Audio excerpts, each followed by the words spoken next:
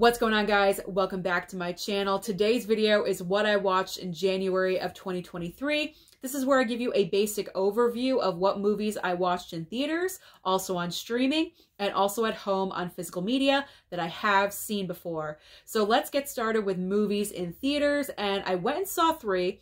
The first one being Megan. I had questions about this movie that I needed answers. First of all, the dance. What was up with the dance? We all know what the dance was, and I needed to know why she was doing that. Also, a 97% on Rotten Tomatoes. Is this movie really that good? I had to see for myself. So I went, I sat down, the movie started, I watched it, I embraced it for what it was, and shockingly enough, I really enjoyed this movie. I understand the phenomenon. Very reminiscent to me of Child's Play 2019 reboot, which personally I enjoyed. So that factor I did not mind. It's been greenlit for a sequel. It's probably going to turn into a franchise, and I'm okay with that. So I had a great time watching Megan. Second movie I watched in theater was Missing. Not necessarily a direct sequel to the movie Searching, but told in the same format. As you guys know with Searching, all pretty much on the computer, Google searches, Facebook messaging, things like that. So the plot of Missing, we have an 18-year-old girl played wonderfully by Storm Reid. She was incredible in this movie. She's the anchor of the film. If her performance did not land, the movie would not work. And her performance was incredible. Just a little side note. So Storm Reid, her mother, goes on vacation with her fiance. She's supposed to go to the airport the following Monday to pick them up. They never get off the plane. So her mother is missing. She goes home, and there we go. We're on the computer, we're searching, we're doing things, we're looking things up on Google. What I really enjoyed about this movie, all the twists and turns it takes you on. Just when you think, okay, we got to the bottom of the barrel, we know what's happening. No, we don't. There's another angle. There's something else happening, another twist, another turn. Literally, there's like 5 or 6 twists and turns in here. It was like kind of like Whiplash while I was watching the movie, but it was very intoxicating, kind of. I really enjoyed it. I love when you get multiple twists like that. I haven't had that since I watched Scream for the first time, so that was refreshing. Usually there's just one big twist, but this one gave multiples, and it delivered. So I really enjoyed Missing. Probably my favorite theater experience of January. Finally, the third movie that I watched, Infinity Pool with Mia Goth and Alexander Skarsgård. Why on earth would I go and see a movie like Infinity Pool? It's definitely not what I usually go and see, but because I'm such a brand new fan of Mia Goth, I had to go and check it out. I wanted to see what she was up to next. Whew, and she delivered once again. Infinity Pool is definitely not for everyone. It's a very outside of the box kind of film. It takes chances. It's extremely risky, but it grabs your attention. I'm not sure how much I can rewatch that movie though. I'm not sure if I'm going to pick it up on physical media. I may not. I'm kind of torn on that right now. However, I will give credit to Brandon Cronenberg for writing and directing this movie, because he gave a very thought-provoking plot line where it makes you think, if you were in that situation, what would you do? And I'm just going to leave it at that. So those are the movies that I went and saw in the theater. Now, what about streaming? I watched a lot on streaming in January, starting off with The Menu on HBO Max. Now, I did go and see this movie in the theater. I enjoyed it. The ending kind of left something to be desired, but I did want to watch it again.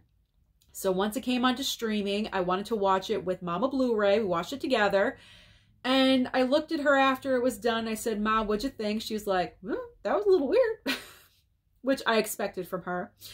But again, I felt the same exact way. The ending just doesn't land for me. I'm probably going to feel the same way every time I watch it, but I do want to pick it up on physical. I just haven't yet because I want to wait for a sale. There's no slipcover, so I'm going to wait for a little bit of a sale if it ever happens with these Best Buy prices. I'm really not sure. But the performances, Ralph Fiennes is obviously a standout, and Anya Taylor-Joy, she's excellent in everything. So The Menu, I enjoyed it. but just not that ending. The last like 10, 15 minutes, but it really makes you want a cheeseburger. All right, moving on. Moving on next to The White Lotus, seasons 1 and 2 on HBO Max. So I wanted to start watching a TV show because I kind of gravitate more towards movies all the time, and I wanted to watch something more TV. So I decided, you know what? I'm hearing all these great things about The White Lotus. Let me watch this. And this was a very easy binge for me because only like 7 or 8 episodes per season. Now, I got to admit, I enjoyed season 1 a little bit more than season 2. I'm not really sure why. Season 1 takes place in Hawaii and season 2 takes place in Italy. But for some reason, I'm thinking it's the cast of characters that I enjoyed more, or the actors, I should say, in season 1 over season 2. I feel like season 1, the actors are more recognizable. And I feel like if Aubrey Plaza from season 2, if she could have been in season 1, man, that would have been off the charts, an amazing season. But season 2 was just okay. But this show, woo, is just so all over the place. Multiple storylines happening, kind of intersecting with the actors, but not really. And it is sexually graphic. And I wasn't expecting that to be so much as it was. But I went with it. I went with it and I accepted it. I have no problem with it all whatsoever. But the standout performance for me in both seasons is Jennifer Coolidge. I love her as an actress. She is just, I just enjoy her. I enjoy her so much. She kind of she's just like carefree and bubbly, and she's just real. And I think she's kind of just like, just accept me for what I am. And I can appreciate that. So Jennifer Coolidge, she was definitely my #1 favorite in The White Lotus. Moving on to Sick on Peacock. So I was looking forward to this movie. I had heard it was coming out to Peacock, and I was like, yes, a new slasher film from Kevin Williamson. Now, I wasn't expecting it to be the next Scream. I know a lot of people thought I said that in my review. I wasn't thinking that. Of course, I always hope for that, but I know it's not going to happen. I mean, a success like Scream really only happens once in your lifetime, so getting beyond that, I was just happy to have another slasher by Kevin Williamson. Did it live up to his previous? No, not really, but on the other hand, I had a good time with the movie. I gave it 3.5 stars on my Letterboxd.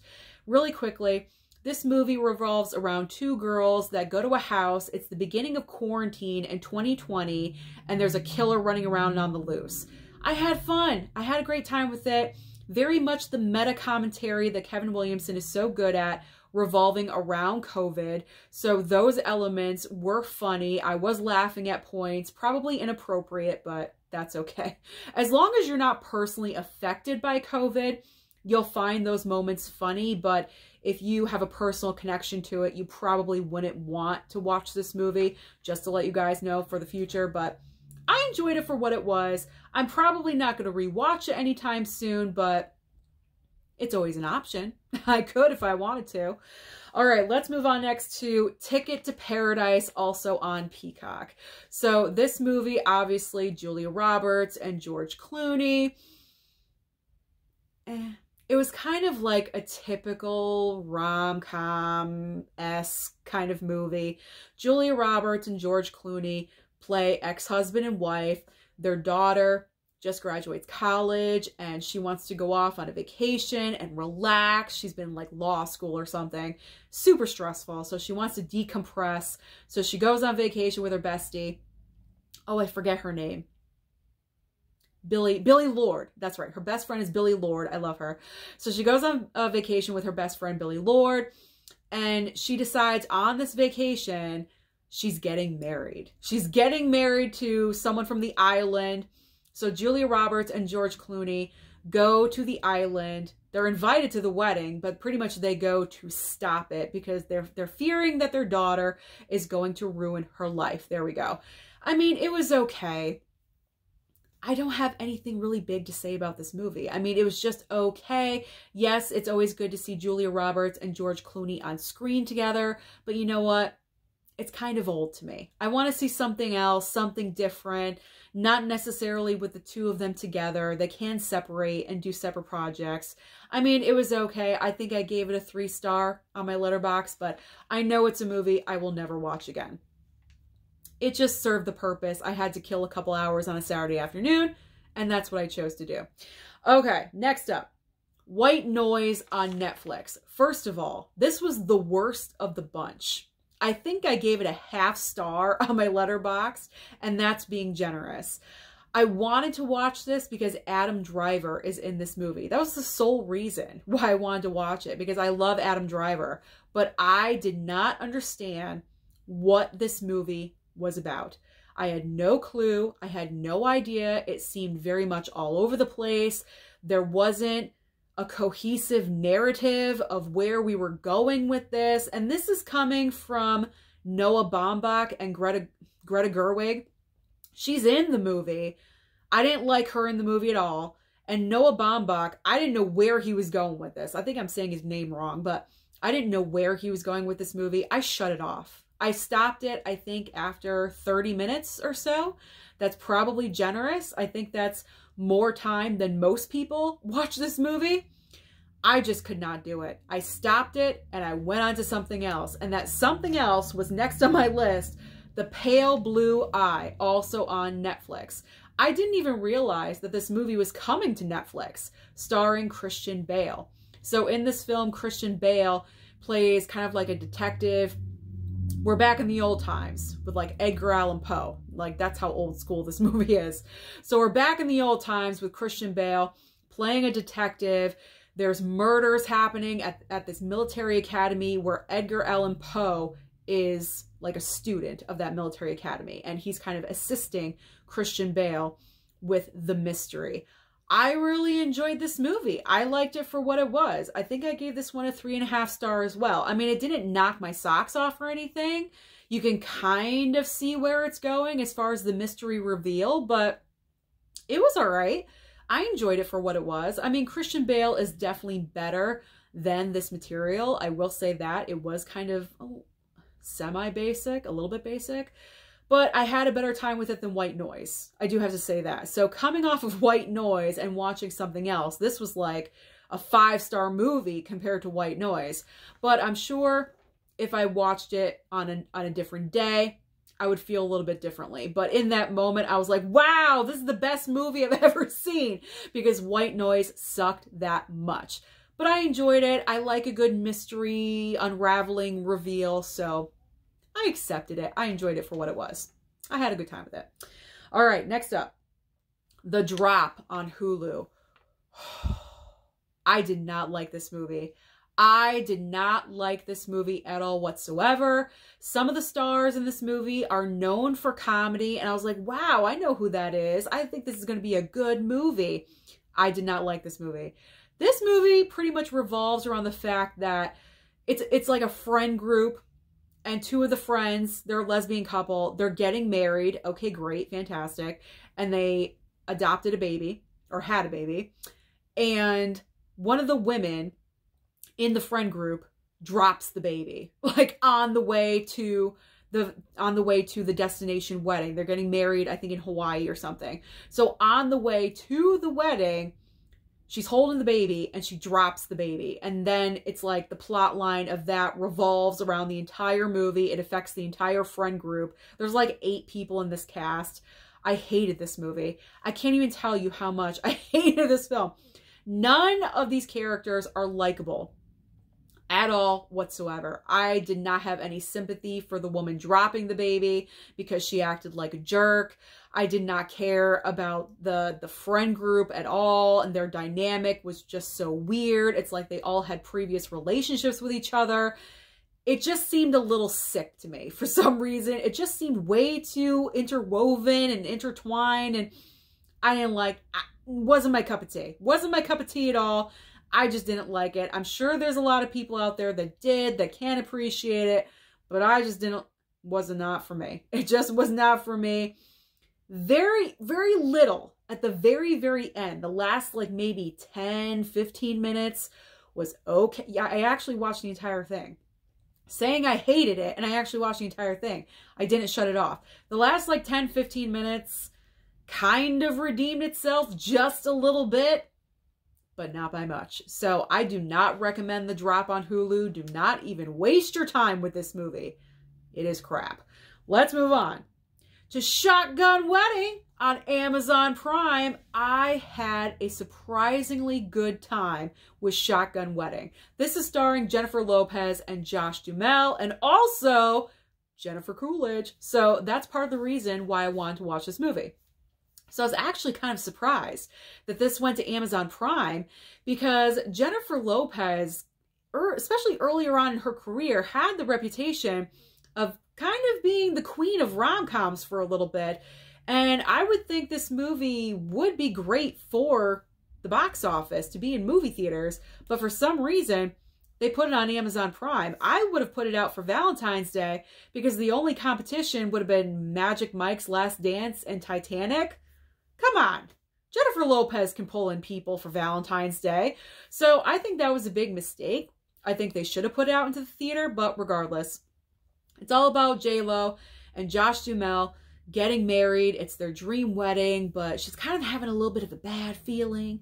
And it's a destination wedding on this island. And of course, pirates show up and they want money. And it's just a totally ridiculous survival situation. But I was entertained. I was entertained. I had a great time with it. The circumstances were absolutely 100% ridiculous and not believable. But watching J-Lo and Josh Duhamel in certain circumstances with a grenade in her hand, and just remembering the movie, I'm laughing about it. Now, granted, I'm not going to want to watch it again, at least not for some time if I ever do, but I accepted it for what it was. I know I use that phrase often, but you know what? I did, and I enjoyed it. So if you have a second, or, you know, if you have a second, or for Valentine's Day, there we go on to Amazon Prime and check it out, because I think it's worth your time. I really do. Especially if you are a J-Lo fan, you will appreciate this movie. Finally, the last item I streamed was You People over on Netflix. I watched it the same night as Shotgun Wedding, so I had a great time with both of these movies. You People is all about Jonah Hill, and he is just trying to find love.